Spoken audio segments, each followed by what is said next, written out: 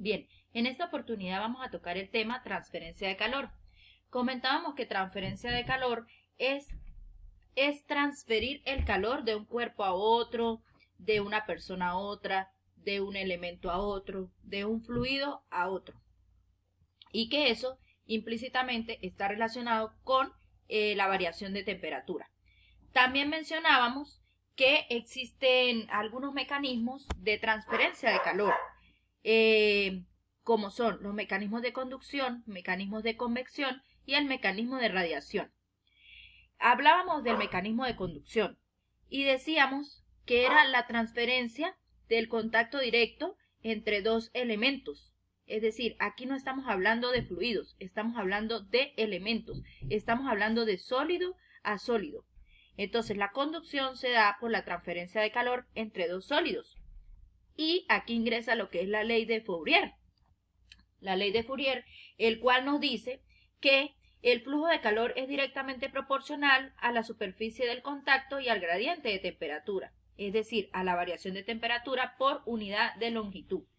Entonces, hablábamos de esa ley y les estuve yo escribiendo, que ustedes lograron anotar y que tienen en otra presentación, lo que son las fórmulas o la fórmula de lo que dice la ley de Fourier. Entonces, en esas fórmulas hablábamos de lo que era flujo de calor, que era directamente proporcional a una conductividad térmica, al área y al gradiente de temperatura por unidad de longitud. También mencionábamos que el flujo de calor podría ser la variación de la temperatura entre la sumatoria de las resistencias. Y hablábamos de los sistemas. ¿Qué pasaba si un sistema estaba en serie o un sistema estaba en paralelo? Todo esto para el mecanismo de transferencia de calor de conducción, que, vuelvo a repetir, es entre sólidos, es decir, de un material a otro se transfiere calor. Entonces, el ejercicio discutido es el siguiente. Nos decía que la pared de un horno está formado por 3 capas de ladrillo de la siguiente forma. Una capa interna de ladrillo que es refractario, otro que es aislante y otro que es común. Para cada una de las capas nos dan una serie de datos, nos dan el espesor de cada capa, así como también sus conductividades térmicas que están expresadas en BTU sobre hora por pie por grados Fahrenheit.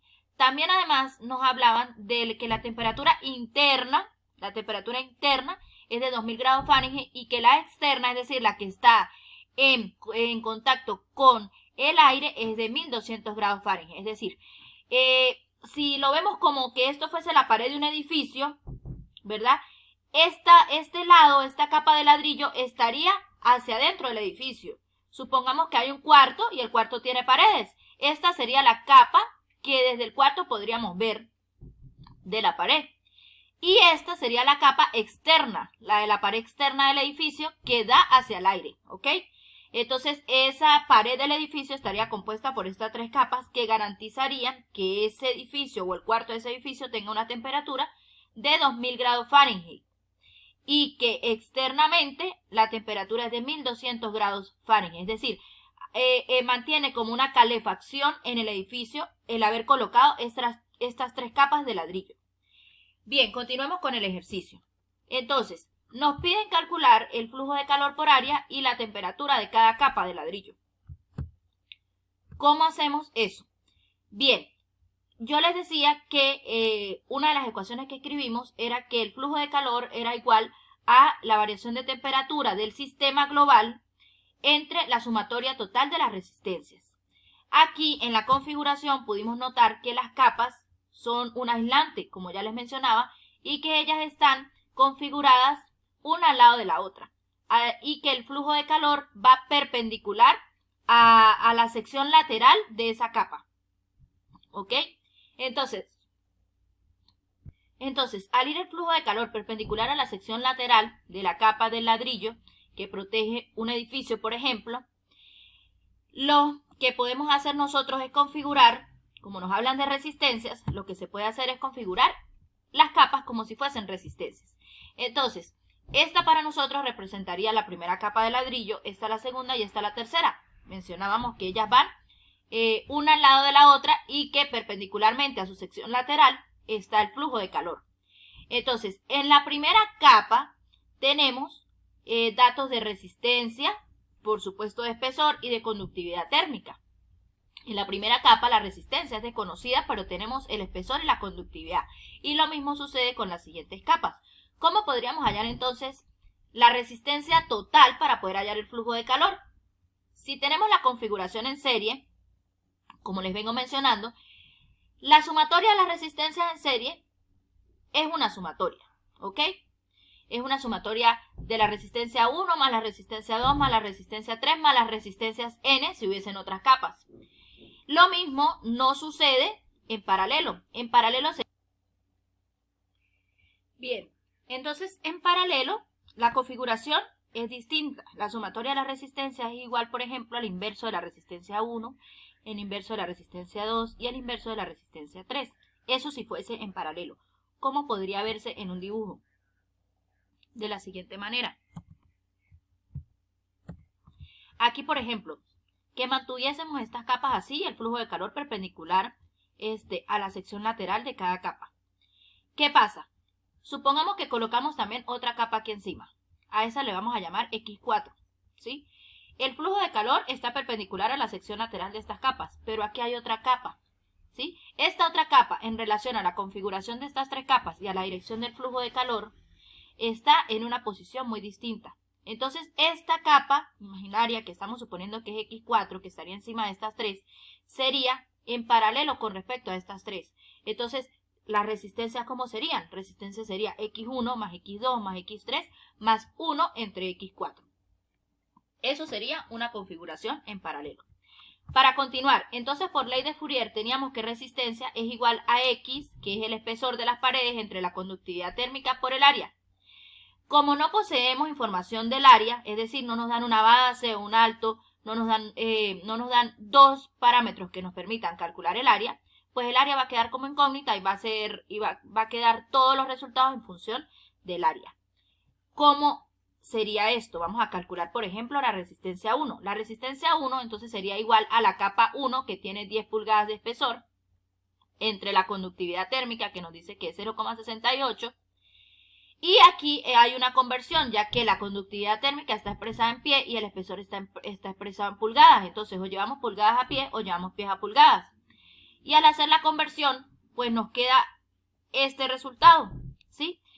Aquí queda expresado por pie cuadrado, pero aquí queda dividido entre el área. Entonces, si tuviésemos el valor del área, esas unidades se eliminarían y solo quedaría horas por grado Fahrenheit sobre BTU. Pero aquí no se pudieron eliminar porque no conocemos el valor del área. Mismo procedimiento se aplica para resistencia 2 y para resistencia 3, obteniendo así la resistencia total, que es 6,64. ¿Ok? Bien. Ahora bien, aquí, como pueden ver en las unidades, faltaría el pie cuadrado, ¿ok? Seguimos entonces. Ya teniendo el valor de las resistencias y la sumatoria, podríamos hallar entonces el flujo de calor porque tenemos las temperaturas del sistema, es decir, la interna y la externa. Entonces, 2000 menos 1200 grados Fahrenheit entre la sumatoria de las resistencias total, aquí sí están los pies cuadrados, y eso nos daría este resultado que sería el flujo de calor, es decir, calor por unidad de tiempo. Aquí en rojo yo dejo el área porque no conocemos el valor, y sobre pie cuadrado. Ya venía mencionando que si conociéramos el valor, estas dos unidades se eliminan y nos quedaría solo unidad de calor por tiempo. Con este resultado damos respuesta a la primera interrogante.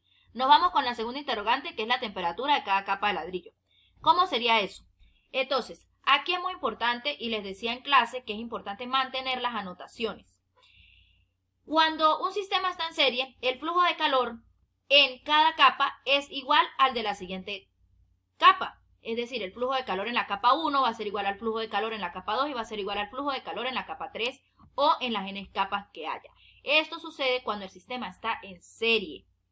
No es lo mismo en paralelo. Cuando el sistema está en paralelo, probablemente el flujo de calor se divida según las secciones en paralelo que se presenten. Entonces se dividirá en 2, se dividirá en 4, dependiendo de las secciones como se configuren, ¿ok? Entonces, aquí, aplicando la ley de Fourier, que nos dice que entonces en un sistema en serie el flujo de calor es el mismo para todas las capas, podríamos decir que el flujo de calor en la capa 1 es igual al flujo de calor en la capa 2, es igual al flujo de calor en la capa 3 y es igual al flujo de calor total. ¿Ok? Entonces tenemos el flujo de calor total. ¿Cómo podemos hacer? Bueno, simplemente sustituimos que el calor va a ser igual a conductividad por el área por delta T entre X. Esto es sustituyendo ya de una vez la resistencia. Recordemos que el flujo de calor es delta T sobre R.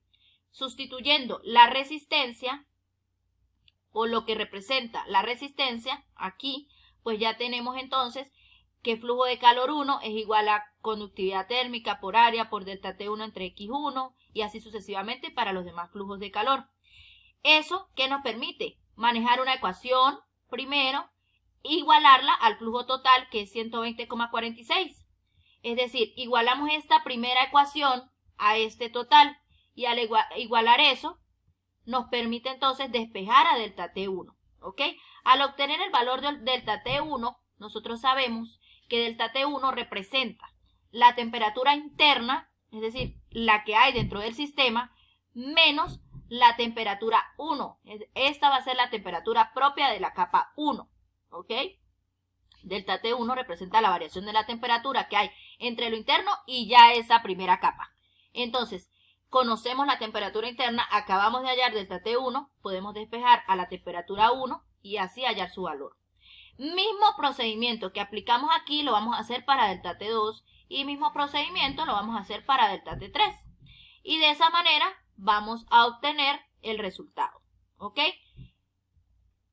En la clase se aplicó de una manera más directa, es decir, se sustituyó de una vez, se dijo que el flujo de calor era delta T sobre resistencia y lo que se hizo fue sustituir de una vez el valor de la resistencia y despejar. También es válido, ¿ok? Esta es una manera más amplia de poderles mostrar cómo quedaría o una manera más sencilla es de una vez sustituir los valores porque los valores se tienen. Y de esa manera pues damos respuesta a la segunda interrogante de este mecanismo de conducción. Entonces, importante de esto, recordar cómo es un sistema en serie, recordar que en serie el flujo de calor es el mismo en las diferentes capas, recordar que las resistencias en serie se suman, que las resistencias en paralelo son el inverso, que el flujo de calor en paralelo no va a ser igual en cada capa, sino que se va a dividir dependiendo de la configuración que se tenga. Y lo más importante, estos mecanismos de conducción permiten luego diseñar equipos, pero aquí es importante saber cómo es un mecanismo de conducción, es decir, ustedes pudieron ver a través del ejercicio que si lo llevamos a la comparación de una pared de un edificio, esta pared genera un aislamiento o genera una calefacción dentro del edificio porque el edificio está internamente a una temperatura mucho mayor que la externa, entonces está generando una calefacción dentro del edificio. Entonces es como ustedes pueden visualizar cómo este mecanismo de conducción se puede dar en la vida diaria y no lo notamos, ¿ok? Es lo mismo, por ejemplo, que ustedes en la vida diaria se arropen y se coloquen 2 cobijas, ustedes están generando un sistema de calefacción para su cuerpo en donde una cobija presenta una variación de temperatura y la otra presenta otra variación de temperatura. Y así sucesivamente. Todo esto con el fin de que esta terminología esté clara para ustedes para posteriores diseños que van a estar diseñando a lo largo de su carrera y en esta unidad curricular. Sin más que agregar, por esta clase, pues me despido.